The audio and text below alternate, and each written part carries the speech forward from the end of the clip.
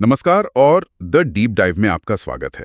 आज हम हमारे शरीर के उन अनदेखे आर्किटेक्ट्स की बात करेंगे। वो छोटे लेकिन इतने शक्तिशाली मॉलिक्यूल्स जिनके बिना हमारे शरीर का पूरा ढांचा ही बिगड़ सकता है। मैं बात कर रहा हूँ विटामिन्स की।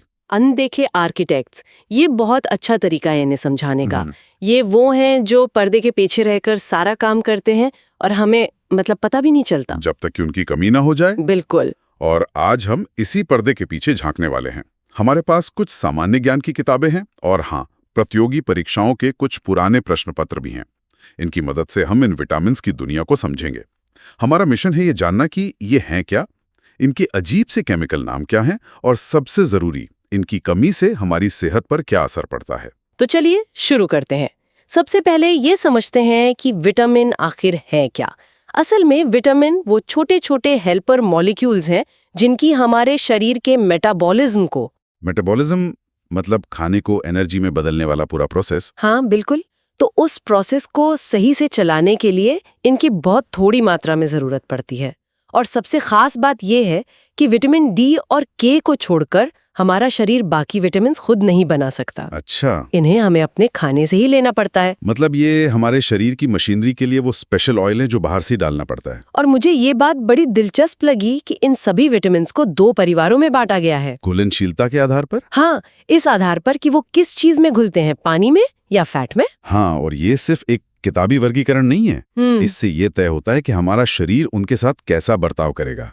पानी में घुलने वाले विटामिन यानी वाटर सॉल्युबल, वो मेहमानों की तरह हैं। मेहमानों की तरह। हाँ, जो शरीर में आते हैं, अपना काम करते हैं और फिर चले जाते हैं। आप उन्हें रोक कर नहीं रख सकते। अच्छा, मतलब ये शरीर में स्टोर नहीं होते। तो अगर हम जरूरत से ज्यादा ले लें तो क्या होगा? तो शरीर उन्हें यूरिन के जरिए आसानी से बाहर निकाल देता है, मतलब फ्लश आउट कर देता है। इसीलिए इन मेहमानों को रोज बुलाना पड़ता है, मतलब अपनी डाइट में रोज शामिल करना पड़ता है। इस परिवार में 2 मुख्य सदस्य हैं, विटामिन बी और विटामिन सी। विटामिन बी तो अपने आप में एक बहुत बड़ा परिवार है। B1, B2, B3। अक्सर जब हम बी कॉम्प्लेक्स की गोली देखते हैं तो उस पर छोटे छोटे अक्षरों में कई नाम लिखे होते हैं। चलिए B1 से शुरू करते हैं। इसका एक केमिकल नाम भी है ना? हाँ, थायमिन। तो अगली बार जब आप सप्लीमेंट के बोतल पर ये नाम देखें तो समझ जाइएगा कि ये विटामिन B1 है। और इसकी कमी से? इसकी कमी से बेरी नाम की बीमारी होती है। ये सुनने में भले ही अजीब लगे, लेकिन ये नर्वस सिस्टम और दिल पर बहुत बुरा असर डालती है। इसके स्रोत हैं जैसे मूंगफली, हरी सब्जियां और अंडे। मैं ये पुराने एग्जाम पेपर्स देख रहा था और एक सवाल जो बार बार दिखा वो था पेलाग्रा बीमारी के बारे में। ये किस विटामिन की कमी से होता है? ये विटामिन B3 की कमी से होता है, जिसका केमिकल नाम है नायसिन। पेलाग्रा को 4D सिंड्रोम भी कहते हैं। 4D? हाँ, क्योंकि इसके 4 मुख्य लक्षण डी से शुरू होते हैं। डर्मेटाइटिस यानी स्किन की समस्या, डायरिया, डिमेंशिया यानी याददाश्त का कमजोर होना, और अगर इलाज न हो तो डेथ। बाप रे। लेकिन B3 के बारे में एक और दिलचस्प बात मुझे एक सोर्स में मिली, जो सिर्फ कमी के बारे में नहीं है, ये संतुलन के बारे में है। आप शायद इसकी अधिकता, मतलब इसके ओवरडोज की बात कर रहे हैं? हाँ, ये बहुत महत्वपूर्ण पॉइंट है। सोर्सेज में ये साफ लिखा है कि विटामिन B3 की जरूरत से ज्यादा मात्रा हमारे लिवर को नुकसान पहुंचा सकती है। अच्छा। ये हमें याद दिलाता है कि स्वास्थ्य में कम भी बुरा है और अति भी। हर चीज का एक बैलेंस जरूरी है। इसी बी विटामिन परिवार का एक और सदस्य है विटामिन B12। मैंने पढ़ा कि ये अकेला ऐसा विटामिन है जिसमें एक धातु, मतलब एक मेटल पाया जाता है। बिल्कुल सही। ये बहुत ही अनोखा फैक्ट है। विटामिन B12 का केमिकल नाम है सायनोकोबालामिन। सायनोकोबालामिन? हाँ, इसके नाम में ही कोबाल्ट शब्द छिपा है, जो कोबाल्ट धातु की मौजूदगी को बताता है। ये हमारे रेड ब्लड सेल्स बनाने के लिए बहुत जरूरी है। तो जाहिर है इसकी कमी से खून की कमी यानी एनीमिया हो जाता होगा। एनीमिया और पीलिया दोनों हो सकते हैं। अब बात करते हैं वाटर सॉल्युबल परिवार के दूसरे सदस्य विटामिन सी की। Ascorbic acid. हाँ, विटामिन सी का नाम आते ही इम्यूनिटी और खट्टे फल याद आते हैं। लेकिन इसकी कमी से होने वाली बीमारी स्कर्वी की कहानी तो बहुत ही दिलचस्प है। सोचिए, सदियों तक समंदर में जहाजों पर सबसे बड़ा खतरा समुद्री डाकू या तूफान नहीं थे, बल्कि एक अनदेखा दुश्मन था जो जहाज के अंदर ही मौजूद था। हाँ? और वो दुश्मन था स्कर्वी। महीनों तक ताजे फल और सब्जियां न मिलने की वजह से नाविकों के मसूड़ों से खून आने लगता था, उनके घाव नहीं भरते थे और शरीर जवाब दे जाता था। और इसका हल कितना आसान निकला। सिर्फ नींबू या खट्टे फल? बिल्कुल।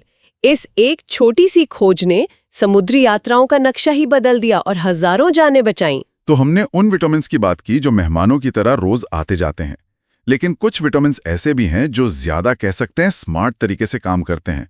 वो हमारे शरीर में ही अपना घर बना लेते हैं। हाँ, ये है फैट सॉल्युबल विटामिन। ये घर के सदस्यों जैसे हैं जो शरीर के फैट सेल्स और लिवर में लंबे समय तक टिकते हैं। कौन कौन से हैं? इस परिवार में आते हैं विटामिन ए, डी, ई और के। और जैसा कि नाम से ही जाहिर है, इन्हें शरीर में घुलने और काम करने के लिए फैट यानी वसा की जरूरत होती है। चलिए सबसे पहले विटामिन ए की बात करते हैं। मुझे याद है बचपन में माँ कहती थी गाजर खाओ नहीं तो चश्मा लग जाएगा। तब लगता था कि ये बस कहने की बात है। नहीं, वो असल में आपको विटामिन ए की डोज दे रही थी। सही बात है। आपकी माँ बिल्कुल सही कहती थी। विटामिन ए, जिसका केमिकल नाम रेटिनॉल है, हमारी आंखों का सबसे बड़ा पहरेदार है। इसका नाम रेटिनॉल हमारी आंखों के रेटिना से जुड़ा है क्या? एकदम वहीं से आया है। इसकी कमी से सबसे पहले रतौंधी होती है, मतलब रात में देखना कम हो जाता है। और अगर कमी ज्यादा हो जाए तो ज़ीरोफ्थाल्मिया जैसी गंभीर बीमारी हो सकती है, जिसमें आंखें पूरी तरह सूख जाती हैं और इंसान अंधा भी हो सकता है। इसीलिए दूध, अंडा, पनीर, हरी सब्जियां और खासकर गाजर जैसी चीजें बहुत जरूरी हैं। अब आते हैं उस विटामिन पर जो मुझे हमेशा हैरान करता है, विटामिन डी। हमारा शरीर इसे धूप से कैसे बना सकता है? ये तो किसी साइंस फिक्शन फिल्म जैसा लगता है। ऐसा ही समझ सकते हैं आप। क्या हमारी स्किन में कोई छोटा सा सोलर पैनल लगा है? ये सच में कमाल का मैकेनिज्म है। जब सूरज की अल्ट्रावायलेट किरणें हमारी त्वचा पर पड़ती हैं, तो त्वचा में मौजूद कोलेस्ट्रॉल विटामिन डी में बदलना शुरू हो जाता है। अच्छा। इसीलिए इसे सनशाइन विटामिन कहते हैं। इसका केमिकल नाम है कैल्सीफेरॉल। और इसका काम क्या है? नाम में कैल्सी है तो ये कैल्शियम से जुड़ा है? एकदम सही पकड़ा। विटामिन डी हमारे शरीर का कैल्शियम मैनेजर है। Calcium manager? हाँ, ये तय करता है कि जो कैल्शियम हम खाते हैं वो हमारी आंतों में सोखा जाए और हड्डियों तक पहुंचे। अगर ये मैनेजर ही नहीं होगा तो कैल्शियम शरीर में होते हुए भी हड्डियों के किसी काम नहीं आएगा। और इसी वजह से बच्चों में रिकेट्स नाम की बीमारी होती है, जिसमें हड्डियां कमजोर और टेढ़ी हो जाती हैं। बिल्कुल। अब बात करते हैं विटामिन के की। इसका नाम उतना सुनने में नहीं आता, लेकिन इसका काम किसी सुपर हीरो से कम नहीं है। एक सोर्स में लिखा था कि ये हमारे शरीर का फर्स्ट एड सिस्टम है। फर्स्ट एड सिस्टम, ये तो बहुत अच्छा तरीका है इसे याद रखने का। मतलब जैसे ही कहीं कट लगता है, ये तुरंत काम पर लग जाता है। हाँ, इसका केमिकल नाम है फिलोक्विनोन। इसका मुख्य काम है खून का थक्का यानी ब्लड क्लॉट बनाना। जब हमें चोट लगती है तो जो खून बहना रुकता है वो इसी की वजह से रुकता है। ये न हो तो छोटी सी चोट भी जानलेवा बन सकती है। तो इसका मतलब ये हुआ कि इसकी कमी सिर्फ बाहरी चोट के लिए ही नहीं, बल्कि सर्जरी जैसी मेडिकल सिचुएशन में भी बहुत खतरनाक हो सकती है। बहुत ज्यादा खतरनाक। और विटामिन के बारे में एक और अनोखी बात यह है कि इसे बनाने में हमारी बड़ी आंत में मौजूद अच्छे बैक्टीरिया भी हमारी मदद करते हैं। अच्छा, वो भी? हाँ, वहां से ये बनकर शरीर में सोख लिया जाता है। तो कुल मिलाकर हमने देखा कि विटामिन डी और के कुछ हद तक हमारा शरीर बना सकता है, लेकिन ज्यादातर के लिए हमें खाने पर ही निर्भर रहना पड़ता है। सही बात है। ये पूरी चर्चा हमें यह एहसास दिलाती है कि हमारा शरीर और हमारा भोजन एक दूसरे से कितने गहरे जुड़े हुए हैं। निश्चित रूप से। हमने देखा कि कैसे विटामिन B1 की कमी नसों को कमजोर कर सकती है और विटामिन सी की कमी से नाविकों की जान चली जाती थी। हमने ये भी समझा कि कैसे विटामिन ए हमारी दुनिया देखने की क्षमता को बचाता है और विटामिन के हमें खून बहने से। हर विटामिन की अपनी एक कहानी है, अपना एक खास काम है। आज के इस पूरी बातचीत से ये तो साफ है कि ये छोटे छोटे मॉलिक्यूल्स हमारे शरीर को चलाने के लिए कितने जरूरी हैं।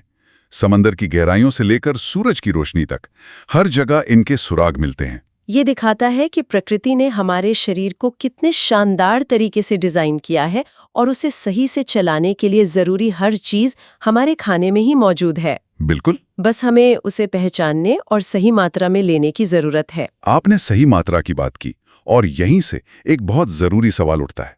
हमारे सोर्सेज ज्यादातर विटामिन की कमी से होने वाली बीमारियों पर ध्यान देते हैं, जो कि सदियों से एक बड़ी समस्या रही है। हाँ, बिल्कुल। लेकिन जैसा हमने विटामिन B3 के उदाहरण में देखा, इसकी अधिकता भी खतरनाक हो सकती है।